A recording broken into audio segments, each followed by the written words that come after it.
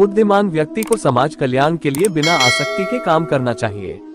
अमीर बनने के लिए एक एक क्षण संग्रह करना पड़ता है, किंतु अमर बनने के लिए एक एक कण बांटना पड़ता है। जीवन में समय चाहे जैसा भी हो, परिवार के साथ रहो, सुख हो तो बढ़ जाता है और दैक हो तो बच जाता है।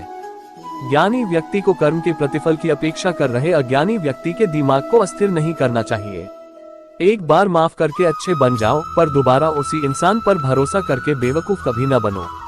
आपके कर्म ही आपकी पहचान है, वरना एक नाम के हजारों इंसान हैं। जो मन को नियंत्रित नहीं करते, उनके लिए वह शत्रु के समान कार्य करता है। व्यक्ति जो चाहे बन सकता है, यदि वह विश्वास के साथ इच्छित वस्तु पर लगातार चिंतन करे। किसी और का काम पूर्णता से करने से कहीं अच्छा है अपना काम करें, भले ही उसे अपूर्णता से करना पड़े।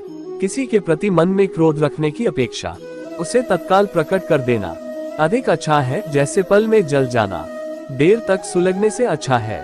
लोग आपके अपमान के बारे में हमेशा बात करेंगे। सम्मानित व्यक्ति के लिए अपमान मृत्यु से भी बदतर है। मन अशांत है और उसे नियंत्रित करना कठिन है, लेकिन अभ्यास से इसे वश में किया जा सकता है। 1. दूसरों से घृणा करने वाले। 2. दूसरों से ईर्ष्या करने वाले। 3. असंतोषी। 4. क्रोधी। 5. सभी बातों में शंका करने वाले। 6. और दूसरे के धन से जीविका निर्वाह करने वाले। ये 6 सदा दुखी रहते हैं। जो कार्य में निष्क्रियता और निष्क्रियता में कार्य देखता है, वह एक बुद्धिमान व्यक्ति है।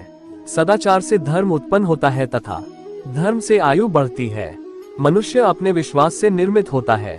जैसा वो विश्वास करता है वैसा वो बन जाता है। स्वार्थ की अनुकूलता और प्रतिकूलता से ही मित्र और शत्रु बना करते हैं। मनुष्य जीवन की सफलता इसी में है कि वह उपकारी के उपकार को कभी न भूले, उसके उपकार से बढ़कर उस उपकारी व्यक्ति का उपकार कर दे। बुद्धिमान व्यक्ति को समाज कल्याण के लिए बिना आसक्ति के काम करना चाहिए। बैर के कारण उत्पन्न होने वाली आग एक पक्ष को स्वाहा किए बिना कभी शांत नहीं होती। जुआ खेलना अत्यंत निष्कृष्ट कर्म है। यह मनुष्य को समाज से गिरा देता है।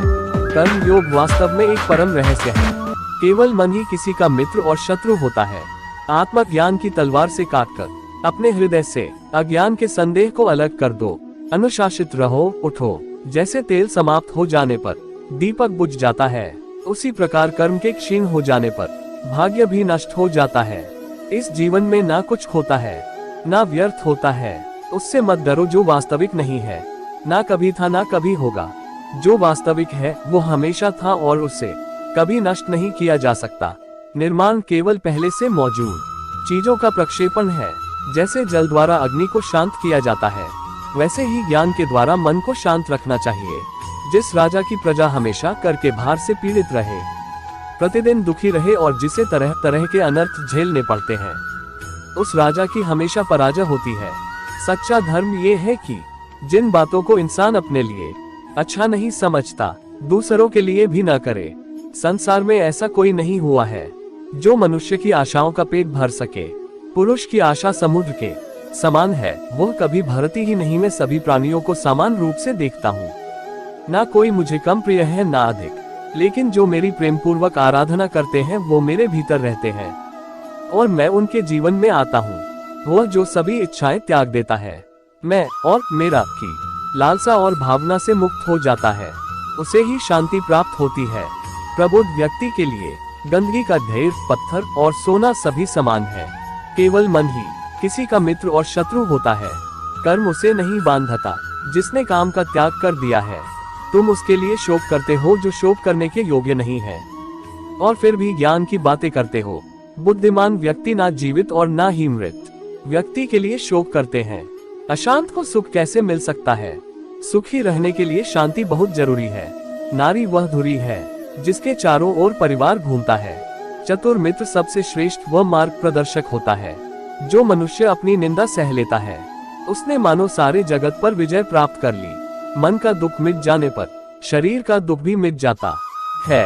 मधुर शब्दों में कही हुई बात अनेक प्रकार से कल्याण करती है, किंतु यही यदि कटु शब्दों में कही जाए तो महान अनर्थ का कारण बन जाती है।